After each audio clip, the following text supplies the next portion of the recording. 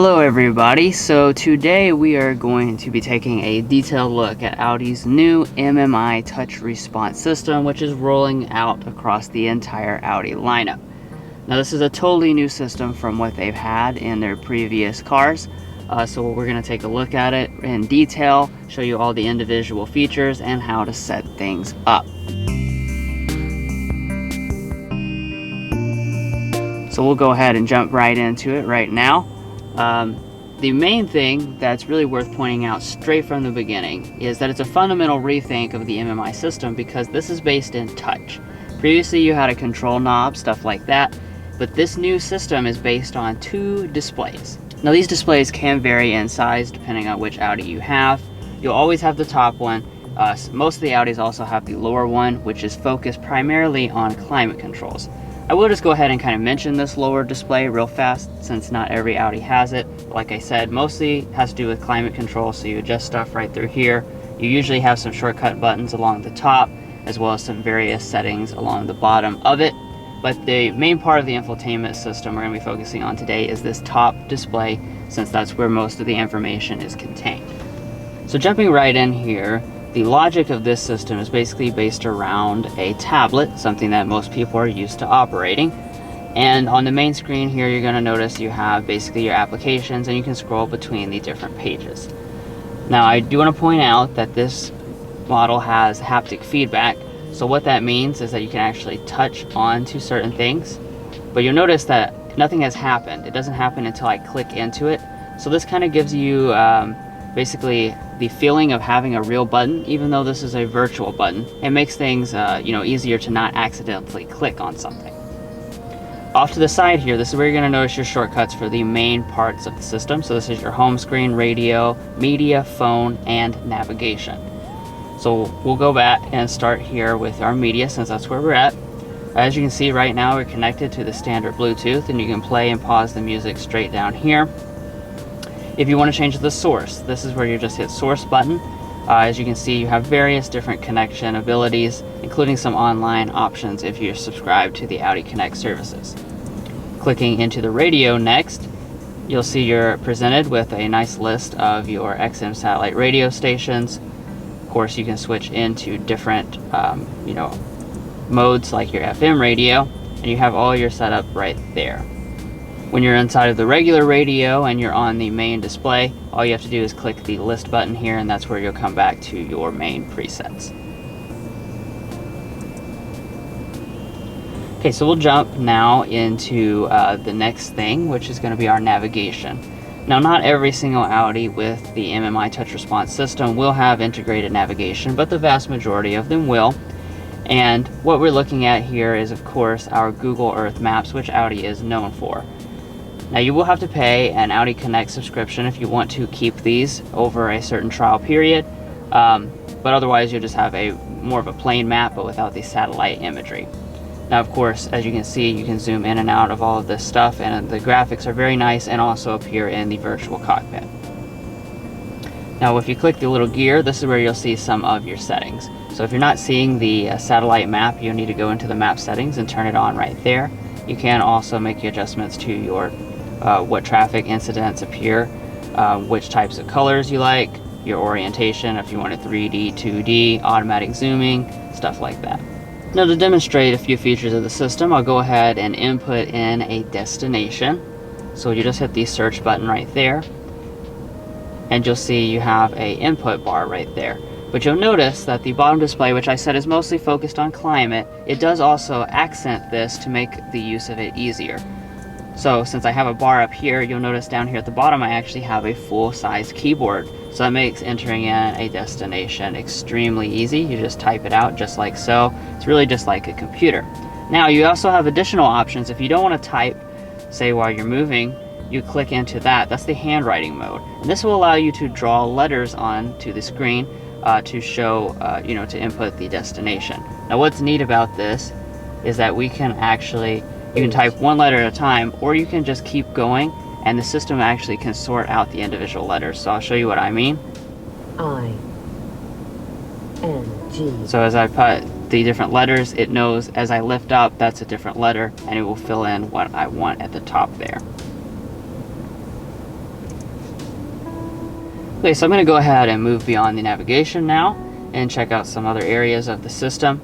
The next thing we come to is called Phone Apps. This is where you're going to find Android Auto and Apple CarPlay abilities inside of the system. Now, what's neat about this is that we have wireless Apple CarPlay with the MMI touch response system.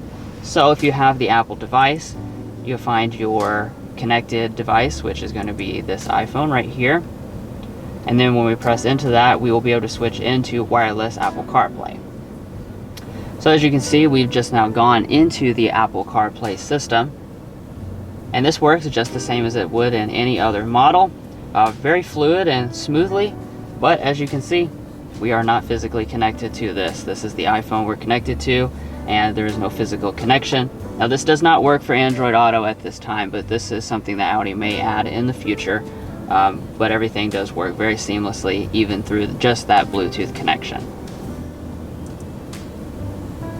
So we'll jump into the phone. Now with the phone settings, you can use Apple CarPlay, or you can deactivate it and use the built-in MMI system. So since we've already looked at CarPlay, we'll deactivate it and switch into the regular phone interface. When you're in here, you'll notice your basic functions that you expect from pretty much any vehicle. You have your contacts, you'll have your list of recent calls that you can scroll between, and in just the same ways with the navigation, you can search between your popular searches. You can type in the bottom down here with handwriting or the keyboard a certain letter so that you can skip to a certain section. Next thing I'll peek into is our vehicle settings. Now these are of course going to vary depending on the model. What we're in here is an Audi A8, so we have a lot of different settings for climate, seats, and whatnot. Like I said, this will vary depending on the car, but you will always have access to some vehicle settings. On the next page, we also have a user place. This is where you set up your profile, which is matched with your key fob. That way, different settings inside of this system can match to your personal preferences, and then you can have a different set for someone you share the vehicle with. Now, one of the things that is included with your Audi Connect subscription is going to be access to a news feed. This just includes different types of news stories, so if you're paused for a moment, you may want to allow your car to look at some news or read it to you if you're moving. In addition to that, you also have access to a weather app as well. Now this is a pretty complex system, as you can probably tell at this point, but Audi has nicely included a help app. So what you can do is actually click into this. You can click on tips. You can get some basic or more expert level information about different things that you may need to do with your car.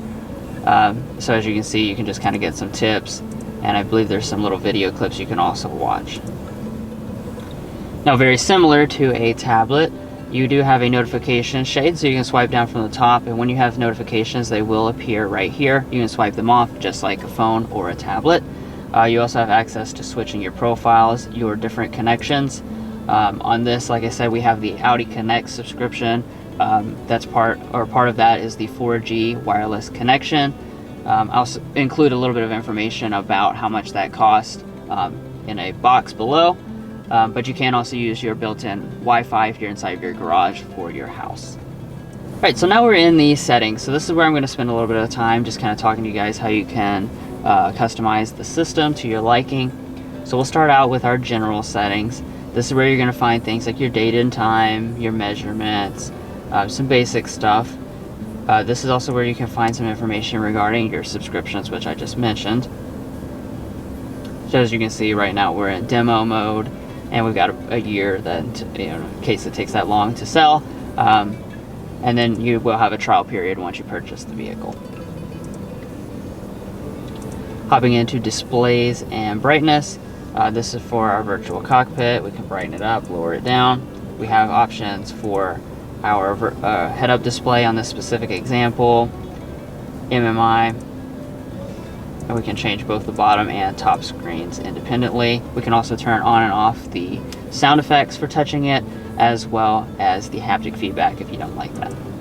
Jumping over next to our sound settings, this is where you'll adjust the audio settings for whatever sound system you have. We have a Bang & Olufsen on this one, so you can turn up and down your bass, treble, and mid-range.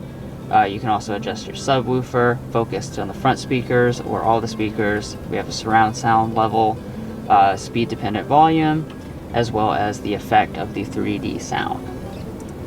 Now, announcements and tone, that's where you're going to find the settings for the voices inside of the vehicle, as well as the welcome sound effect. So when you first get into the car, the newest Audis, they play that little sound, but if you can actually turn that off if you don't like it, or put it down real low if it gets on your nerves. And then this is for the voices. Announcement volume. Jumping into system maintenance, this is where you can update your maps, check your software version, and reset the system. Inside of user, this is where we have the personal profiles, which I already mentioned. You can set things up inside of that. We also have our connected devices. This shows you everything that's connected to the system. So we have 2 phones for both Mason and I. You can also connect to a wireless hotspot, connected to the 4G LTE, all the stuff that I already mentioned. Now on the next page we have connection settings. This is pretty much related to the same thing, but I do want to point out one of the functionalities I haven't mentioned yet, and that's that the car can itself be a wireless hotspot, so you can turn that on, and you can adjust these settings and change the password to whatever you like, so that your phones or tablets or whoever's in the car can pair. Inside of radio, this of course is where you'll find your radio settings. You can turn on and off HD radio, do different things with the XM radio, as well as have alerts and update your subscription status. Now the last tile on this page is called data management. This is where you find some of your stuff about privacy. Since this is, like I said, a high-tech system, it does communicate with cell towers and collect information about you, so you can turn on and off different settings regarding what type of data you want to collect. When you first get into the car and you first use the system, it will ask you to confirm different things like the voice commands, which do communicate with the cell towers to make sure they're more accurate. Then on the last page here, we've got notifications. This will just control what pops up in the top there, so you can turn on and off notifications for different things here, whatever you want, like your wireless phone charging, for instance. When your phone is done charging, send you a notification, pop it up right there. And the last thing I'm going to do, wrapping up this tutorial, is do some of the voice commands. Now it is worth noting that MMI Touch Response at this time doesn't quite have the smarts of the latest MBUX system like in Mercedes, so you can't really do turn on and off different systems inside of your car or ask it elaborate commands. But since it does communicate with the cell towers like I already mentioned, that of course can be updated at any time that Audi wants to do it. So I'll go ahead and just do the basic navigation functions because that's something that a lot of people are going to want to do. Navigate to 3100 Hemingway Lane. Searching for destinations. One moment, please. You can now choose a line number or provide additional search terms. 1. Starting route guidance. HOV carpool routing is activated. Please drive to the route shown. So as you can see, that's very simple and very accurate. But anyways guys, that's pretty much going to be it for this tutorial of the Audi MMI Touch Response system. As you can see, it's a very complex system, but they have designed it in a very user-friendly way that I think most people will be able to get used to in a relatively short amount of time. If you enjoyed the video, make sure you subscribe and leave us a thumbs up.